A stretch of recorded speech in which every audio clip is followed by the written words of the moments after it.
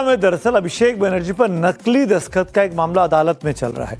उस नकली दस्तखत वाले मामले में कल्याण बनर्जी अभिषेक बनर्जी का वकील हैं और कल्याण बनर्जी आज ये इल्जाम लगा रहे हैं कि वो कोर्ट में घंटों इंतजार करते रहते हैं। 1 तारीख, 2 तारीख, 3 तारीख निकल गई, लेकिन अभिषेक बनर्जी ना आते हैं ना बताते हैं और ऊपर से नया वकील खड़ा कर देते हैं। उनको अपमानजनक लगा, इसीलिए आज बहुत गुस्से में थे कल्याण बनर्जी, जो अपने गुस्से की वजह से वैसे ही काफी ज्यादा सुर्खियां बटोरते रहे।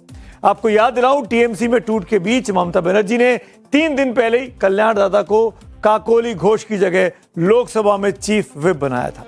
ममता बनर्जी ने लोकसभा स्पीकर ओम बिरला को चिट्ठी लिखकर कहा था कि इसे तत्काल प्रभाव से लागू कर दिया जाए।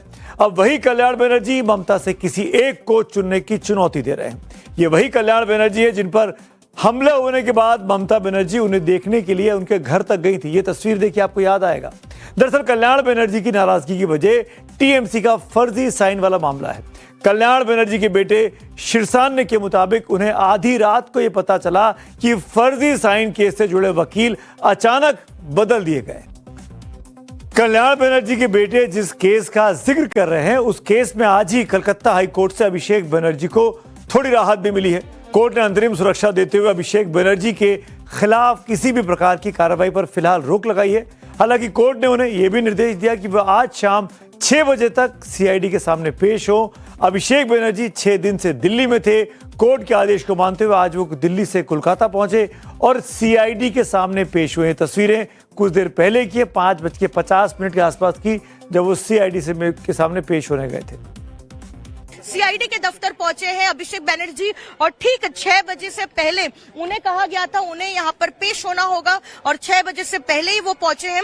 साथ ही सीआईडी के सूत्र बताते हैं कि उन्हें वही रेजोल्यूशन बुक यहां पर लानी होगी जिसमें उनके भी दस्तखत है और साथ ही वो प्रपोजर भी है और उसी से जो है हैंडराइटिंग मैच नहीं करने का आरोप तृणमूल कांग्रेस के 2 विधायक ने लगाया था। साथ ही हम दिखा रहे हैं कि इस सीआईडी के दफ्तर में किस तरीके से सुरक्षा इंतजाम को पुख्ता किया गया है। बड़ी संख्या में यहां पर पुलिस कर्मियों को तैनात किया गया है और साथ ही सीनियर ऑफिसर्स भी मौजूद थे और इस बीच अभिषेक बनर्जी पहुंच गए हैं सीआईडी के दफ्तर। अभिषेक बनर्जी पर कोर्ट कचहरी के चक्कर अब लगते रहेंगे, लेकिन पार्टी के हर बागी नेताओं के निशाने पर इस वक्त अभिषेक बनर्जी ही है। वो चाहे बंगाल विधानसभा में बगावत की चिंगारी भड़काने वाले ऋतुपत बनर्जी हो या फिर टीएमसी के बागी सांसद। अब तो कल्याण बनर्जी ने भी अभिषेक पर ही टीएमसी की दुर्गति का ठीकरा फोड़ा है।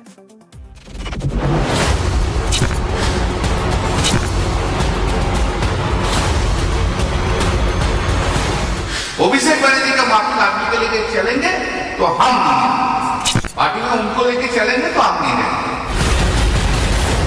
ये जो बॉस कल्चर, हम जो बोलेंगे वही करना पड़ेगा, ये जो इतना साल का दुर्व्यवहार, इतना साल की बेइज्जती। सीनियर एमएलए मिनिस्टर्स बोल रहे 5-5, 6-6 घंटे उसके घर के नीचे बैठना पड़ता था, 5 घंटे बाद आके बोला जाता था आज मिल नहीं सकते हैं। ये अपमान दिल में बैठा, दबा के रख दिया था।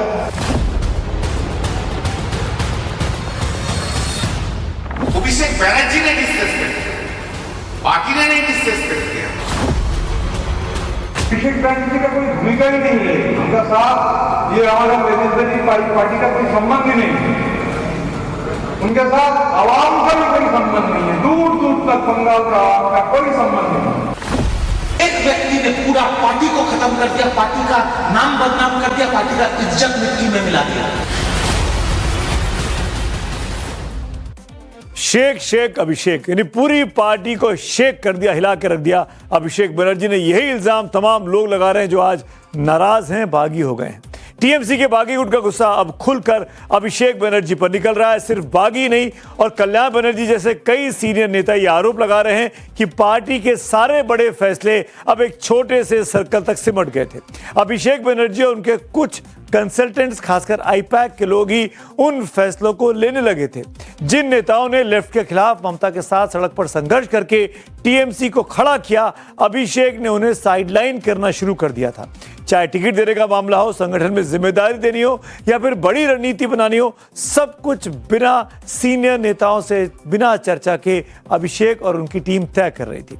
सौगत राय जैसे नेताओं ने खुलकर कहा कि अपने ही इलाकों में उम्मीदवारों को फाइनल करने में उनसे कोई बात नहीं की गई। ये सब अभिषेक और आईपैक कर रहा था। इसे कई नेता अभिषेक का अहंकार बता रहे हैं और इसे ही टीएमसी के अंदर गहरा विद्रोह का असली कारण भी करार दे रहे हैं। 2011 से 2019 तक पार्टी के खिलाफ या ममता बनर्जी के खिलाफ किसी ने कोई भी बात की? कभी नहीं। 2019 के बाद क्या हुआ? गाय तस्करी का मामला सामने आया। किसका नाम आया उसमें? ईडी के इन्वेस्टिगेशन में अभिषेक बनर्जी। कोयला तस्करी, किसका नाम? Abhishek Banerjee. Teachers recruitment scam, किसका नाम? अभिषेक बनर्जी। अपने विधायकों का फर्जी साइन करने में किसका नाम? अभिषेक बनर्जी। अवैध निर्माण में कॉर्पोरेशन नोटिस जारी कर रहा है, किसका नाम? अभिषेक बनर्जी।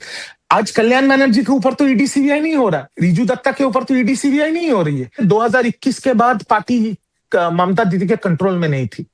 पार्टी से लेके पूरा स्टेट का एडमिनिस्ट्रेशन, सारा चीज अभिषेक बनर्जी के हाथ में चला गया था। और क्योंकि ममता दीदी का अंधा सपोर्ट था उनके ऊपर, इसीलिए पार्टी के वरिष्ठ नेता हो, सांसद हो, विधायक हो या हमारे जैसे कार्यकर्ता हो, किसी की मुंह खोलने की कोई जुर्रत नहीं थी या कोई जगह भी नहीं था।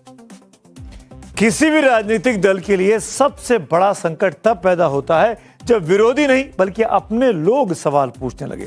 कल्याण बनर्जी जैसे नेताओं के चैलेंज को पर्सनल कमेंट नहीं माना जा सकता।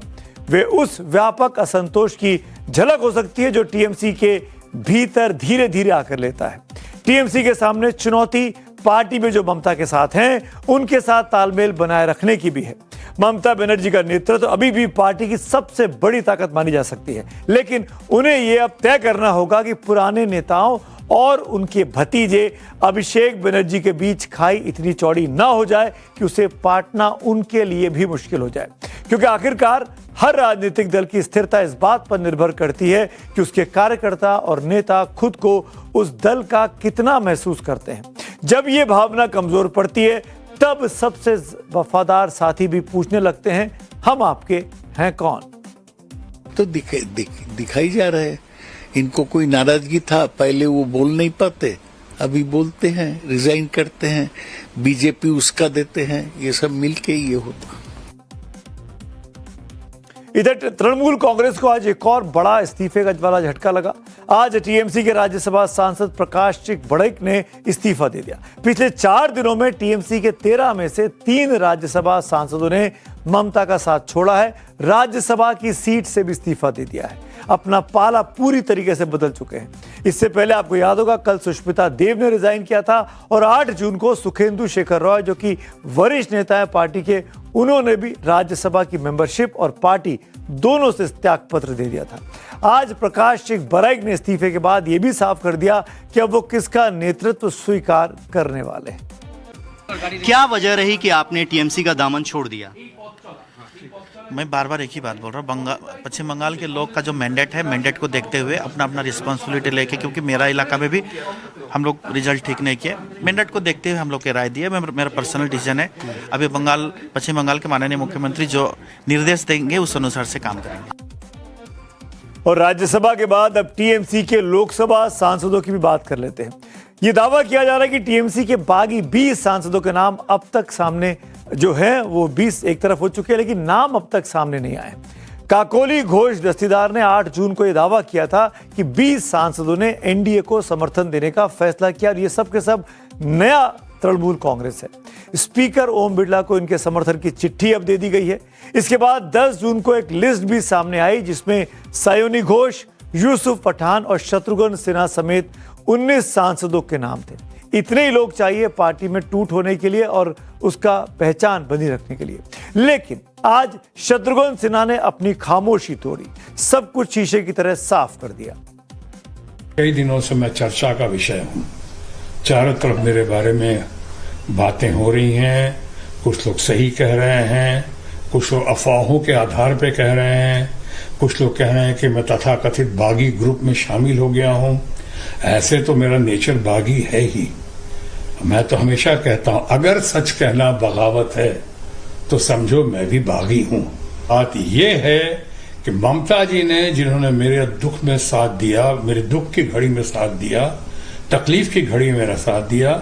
मैं आज उनकी दुख की घड़ी में, उनकी तकलीफ की घड़ी में मैं ममता जी का साथ नहीं छोड़ सकता हूं। ममता जी ने जब मुसीबत की घड़ी थी मेरी, यानी जब पटना का चुनाव, जो बहुत लोगों को पता है, पटना का चुनाव जब मैं हराया गया कुछ कारणों से, उसके बाद कोई सामने नहीं आया था।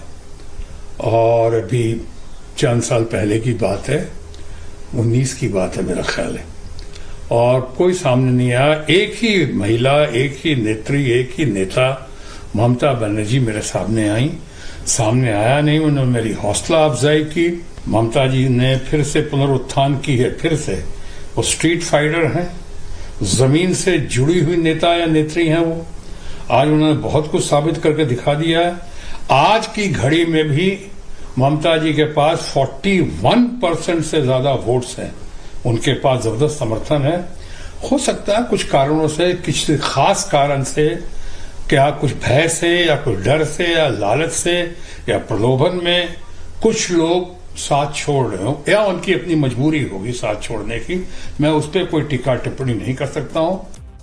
शत्रुघ्न सिन्हा ने तो अपना स्टैंड क्लियर कर दिया, लेकिन ममता के लिए एक नारी सब पर भारी कहने वाली सयानी घोष अपना स्टेटस क्यों नहीं क्लियर कर रही है? काकोली घोष तहसीलदार ने पहले ही इशारा किया था कि सयानी घोष, माला रॉय और जून मालिया उनके खेमे यानी बागी खेमे में शामिल होने वाली हैं। लेकिन इसे लेकर सयानी घोष ने माला रॉय ने कुछ भी अब तक नहीं कहा है। सवाल है, जैसे शत्रुघ्न सिन्हा सामने आए, उन्होंने तमाम कंफ्यूजन को दूर किया और ये साफ कर दिया कि भाई वो ममता दीदी के साथ हैं, बागी खेमे के साथ नहीं है। ऐसे में ये सवाल उठता है कि ये जो 3 नेता दिख रही हैं स्क्रीन पर आपको, ये क्यों नहीं क्लियर कर रही कि वो है कहां? इनकी चुप्पी जो है वो इन तमाम जो खामोशी है, जो चुप्पी है, ये बहुत से अटकलों को जन्म दे रही है। शत्रुघ्न सिन्हा की खामोशी तो टूट गई, लेकिन इनकी जुबान पर ताला क्यों लगा हुआ है? आज सयानी घोष कोलकाता के एयरपोर्ट पर दिखी। उनकी तस्वीर देखिए, उनके बारे में आप देखकर चौंक जाएंगे। ये कैसा उन्होंने जो खुलकर अपने रंग रूप, अपने पेशे, अपने उसके बारे में साफ करती हैं। आज वो वेस्टर्न क्लोथिंग में थी, आज साड़ी नहीं पहनी हुई थी, टी-शर्ट जीन्स में दिखाई दे रही हैं, चेहरे पर मास्क लगा हुआ है, सर पर टोपी लगी हुई है। यानी अपनी आइडेंटिटी को क्या वो छुपाने की कोशिश कर रही थी? क्या वो बचकर कोलकाता एयरपोर्ट से निकलना चाह रही थी? मैं ये इसलिए कह रहा हूं कि सयानी घोष वोकल नेता है, खुलकर बैटिंग करती हैं टीएमसी के लिए। हमने चुनाव प्रचार में देखा, ममता बनर्जी के लिए प्रचार कर रही थी और क्या क्या नहीं कहा था उन्होंने बीजेपी को और बीजेपी के तमाम नेताओं को। लेकिन ये तस्वीरें सयानी घोष और माला रॉय की खामोशी के क्यों है, उसका आंसर शायद इन तस्वीरों से आपको समझ में आएगा।